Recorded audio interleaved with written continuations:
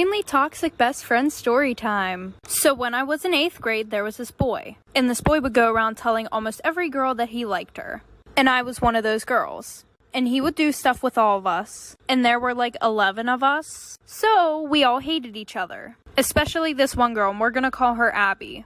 And every time we saw each other, we would be super mean to each other. Well, a year passed, we stopped talking to this kid, and I bumped into her at homecoming and basically apologized. So after that, we became best friends. And everything was good until every time I told her about a guy, she would start talking to them. Like this one boy that I was Snapchatting and talking to, she accidentally sent nudes to him and said, "Oh, sorry, I meant to send them to my boyfriend." So then she called one of my other best friends and said, "No, it actually wasn't an accident." And of course he told me because he was my best friend. So I was like, whatever, and stopped talking to the boy. And she did it again, like for part 2. One day it was like 2 a.m. and I was awake. I remember hearing running in the front yard, but I was really confused because my mom was sleeping, my dad was sleeping, everyone was sleeping. So then I went to go check it out to see like what the frick was going on. I remember looking out to the front yard and I saw this guy with a black mask and he shattered my dad's car window and he was like stealing everything. So I remember I like didn't know what to do. So then I just yelled like, "Stop, what are you doing?" And so I don't think anyone heard because all of our rooms are far from like the front door and the kitchen and everyone's a heavy sleeper. So after I yelled, the robber comes closer and he's like, "Okay, I'll stop stealing stuff. Just like shake my hand. Promise me that you won't tell anyone." This is the best part. I believed him and I was going in for a handshake, right? The robber walks closer to me because I thought we were gonna have a friendly handshake, whatever, like I saved the day. No, he literally pepper sprays me. Like I really thought I was gonna be Superman, I guess. Get this. So for a couple of years now, I have been working seasonally retail. Stay with me. So during the Christmas season, this guy comes in. And I was like, "Hello, sir. Welcome in. Is there anything I could help you with today?" And he goes, "Can I have your number?" And into that, I was like, and he was like, "Oh, you're married." And I was like, "No, sir. Actually, I'm engaged." I'm not engaged. I wear this ring out so that if somebody hits on me, I just can be nice and just be like, "Sorry. I know it's terrible. Sorry, whatever. Moving on." So he was like, "Oh, it's too bad you're engaged because I'd love to take you out." And I was like, "Yeah, anyway, how can I help you?" And this man goes, "I'm actually looking for a necklace for my girlfriend." His girlfriend. Then he asks where the $50 and under section is. I was working at a jewelry store. A nice jewelry store. I said, "Unfortunately, there's only a few items in that price range." Showed it to him. He said, "Thanks," winks at me, and walks out the door. Somebody come get your man. Story time. So on New Year's, my friend and I went to a house party, and she ends up leaving to go to the bathroom. But when she comes out like 3 to 5 minutes later, she's just like, "Guys, help!" So like I look at her, I'm like, "What's wrong?" And she's like, "Shh, I broke the toilet." I follow her to the bathroom. The toilet bowl is filled to the rim with water, and there's just 3 pieces of toilet paper just chilling on top. And I'm like, "What did you do?" She starts freaking out. "The people before me didn't flush. I thought it was okay to flush, but it wasn't okay." So one of our other friends comes in, hears the story, and she's like, "Okay, hold on, I'm gonna go get the house owner." And my friend starts freaking out, being like, "No, don't tell him, he's gonna kill me." Our friend gets him anyway, and he comes in unbuttoning his shirt. He's just like, "Did someone call a plumber?" And then he sees the toilet, and he's just like, "What did you do?" So she tries to explain it to him, and he's like, "Okay, shut up." And then he fixes the toilet.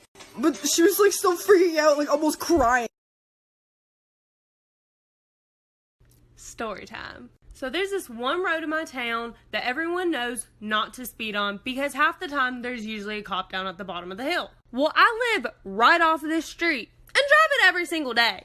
Well, back in August when I was moving, I wasn't paying attention to how fast I was going, didn't see the cop at the bottom of the hill, and ended up getting pulled over. You know, the usual happened. He came up to the window and was like, "Ma'am, do you know why I pulled you over?" And I was like, yes I do, because I'm a speed racer who doesn't know how to slow their ass down. He ends up letting me off with a warning, and I go on my merry little way. Well, just now I was driving home from school, not paying attention to how fast I was going, and not paying attention to see if there was a cop at the bottom of the hill. My fast ass was going 60. So the same thing happens, takes my license and my registration.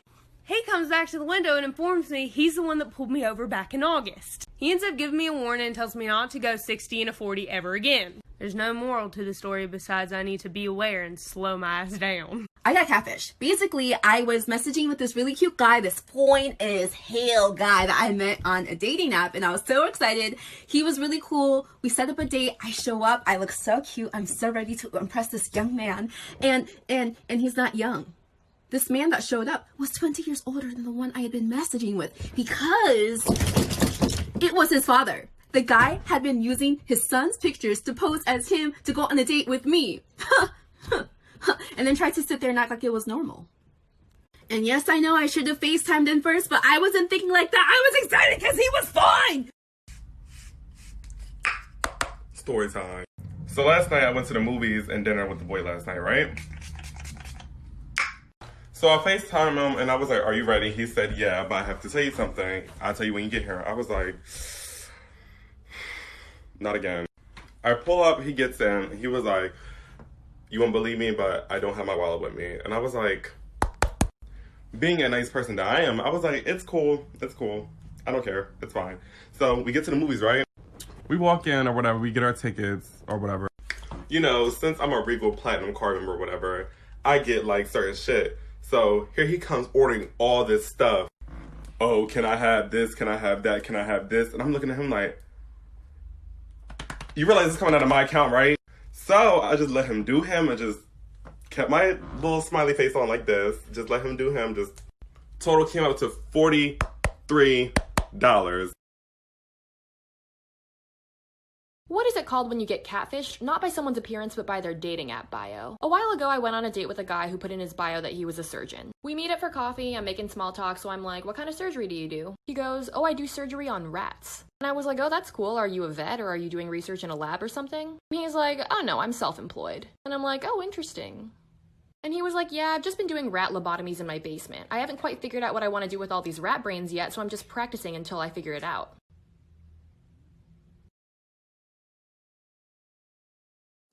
Okay, so story time. Now I have two brothers, one older, one younger. And when I was growing up, my older brother was a bit of a terror. He had this thing of walking over to me and farting on me. He would then run away giggling like a young boy would. But then one day, around about 5 or 6, I eventually snapped. I can't take this anymore, Jeremy! I will no longer stand for your poo mist in and around my nostrils. So I devised a cunning plan. One day for dessert, my mother had given me a chocolate pudding. And that's when the plan came together. My brother was off building something with Lego. So I placed 2 fingers into the pudding and scooped some up. I then ran over to where he was playing, bent over, while flicking the chocolate pudding through my leg and making a loud Trump noise. Hitting him in the side of the face and the back of his head. Oh, what's that? He sees the brown colouring, presumes it's poo, and then is violently sick all over his Lego. He probably still thinks it was poo.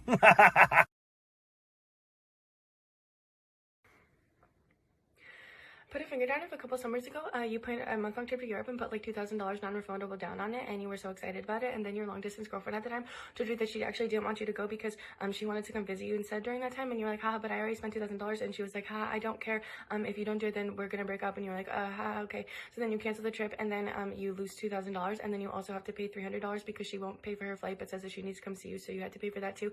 And then a month before she was supposed to come, she actually tells you that she's been cheating on you your entire relationship, and that she's not gonna come. And then also, when you ask her for money for at least her flight back, she says no because you made the decision to do it on your own, and that's your fault.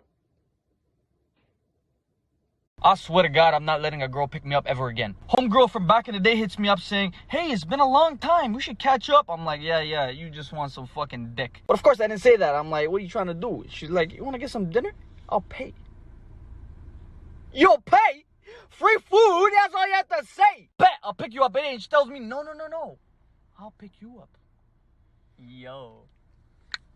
It's going good. It's going good. Fast forward to 7:50. She's in front of my house, calls me, hey, I'm here. I'm like, hey, give me 5 minutes. I'm still trying to get ready, putting some Dior Sauvage on, doing my hair. I feel like a girl. And then I walk towards the car. I shit you not. The bitch goes around and opens the door for me. What?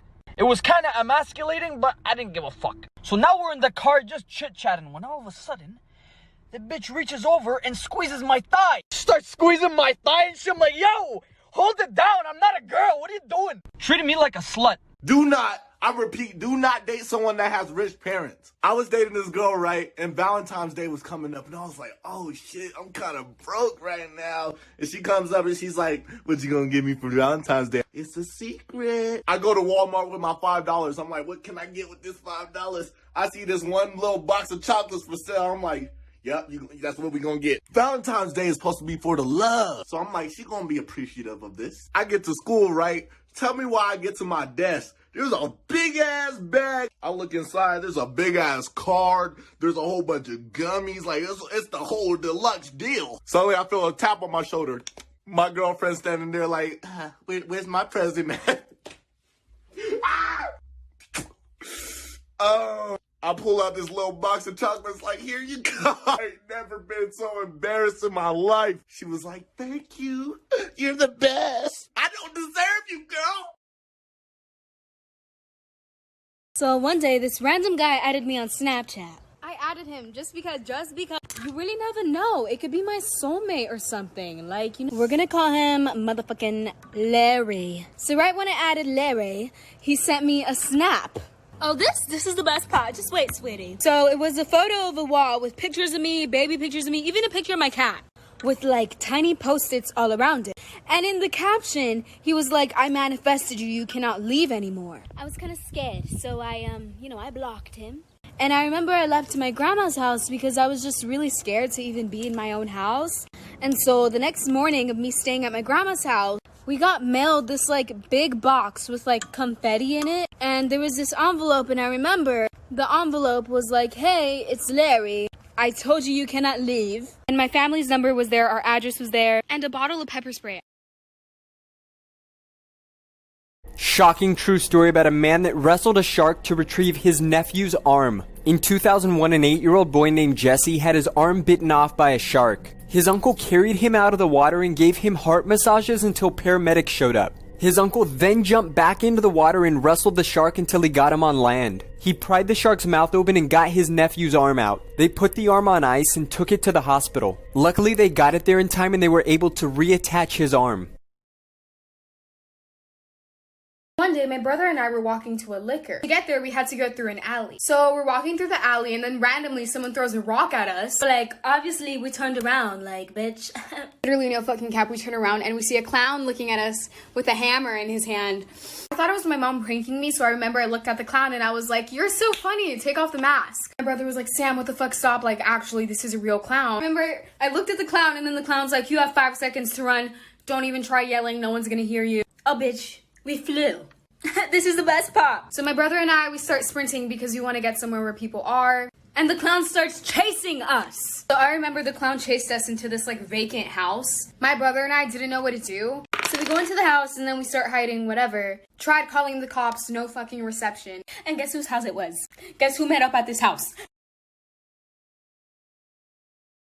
If you ever find yourself in this situation, don't do what she did. In 2006, a group of cave divers decided they wanted to film a documentary in one of the most dangerous caves in the world. But only a few hours into their descent, and a freak storm erupts on land, collapsing the entrance to the cave. In order to avoid the huge falling rocks that were coming off the ceiling, they were forced to swim through one of the uncharted sections of the cave. After they've been diving for over an hour, they luckily come across this island in the middle of a tunnel, where they set up camp and wait to be rescued. After 48 hours and no sign of a rescue, the cameraman actually starts filming in case they don't make it out of there. At the same time, one of their crew members does something very stupid.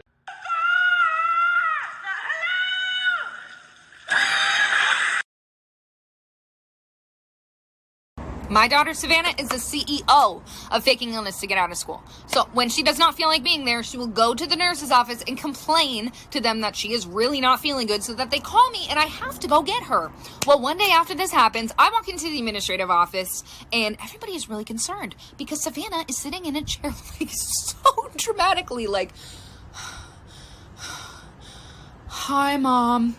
And like when I saw her, I burst out laughing. I was like, oh my God, are you okay? And everybody looked at me like I was some really bad mom. Like, oh my God, why aren't you more concerned? But as we were walking out, she was walking really slow and actually didn't look good. So even I was a little concerned. I was like, oh my God, honey, are you okay?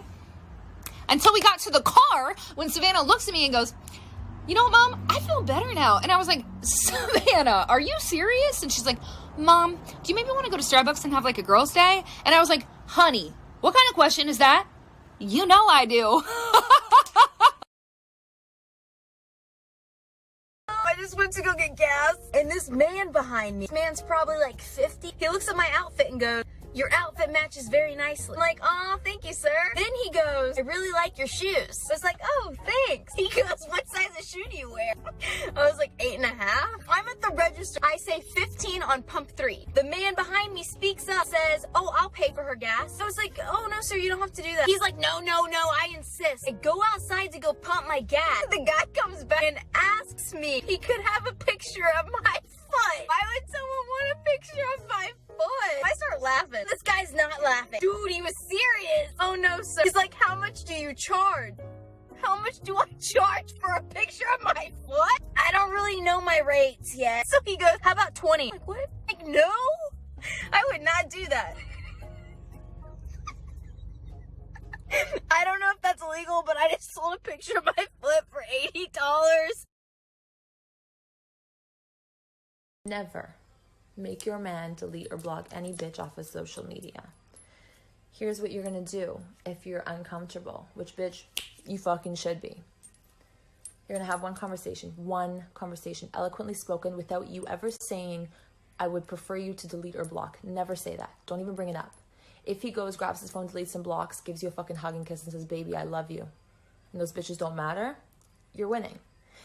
If he does it and makes a big deal out of it, is hesitant, doesn't delete or block, or makes a big fuss about doing it and then does it, he will never look at it as his decision. He will always hold you accountable for that decision, will resent you, and then go behind your back, re-follow and unblock that bitch the minute the going gets tough.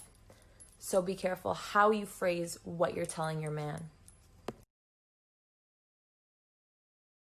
This girl hired a hitman to get rid of her parents because they were too strict. The story starts off when Jennifer Pan and her parents immigrated to Toronto for a better life. Jennifer was a straight A student all the way until the 8th grade. That's when she thought she would become valedictorian, but when she didn't, she decided that school is not worth trying if she's not going to get the acknowledgement she thought she deserved. From then on, she began failing high school and changing her report card so that her parents won't find out. After high school, she faked a college acceptance letter, telling her parents she would accept and go to college, when in reality, she didn't graduate high school. Since she lived with her parents, she would pretend to go to class every morning, but instead go to a friend's house or go to the library where she would copy down fake notes to show her parents what she was learning. After 2 years of fake college, she told her parents she would transfer to the University of Toronto where she would live with her friend Topaz. Until one day when her parents decided to call Topaz to ask about Jen, and Topaz told them Jen is not living with her. When she came home that night, her parents confronted her. You won't believe what happened next.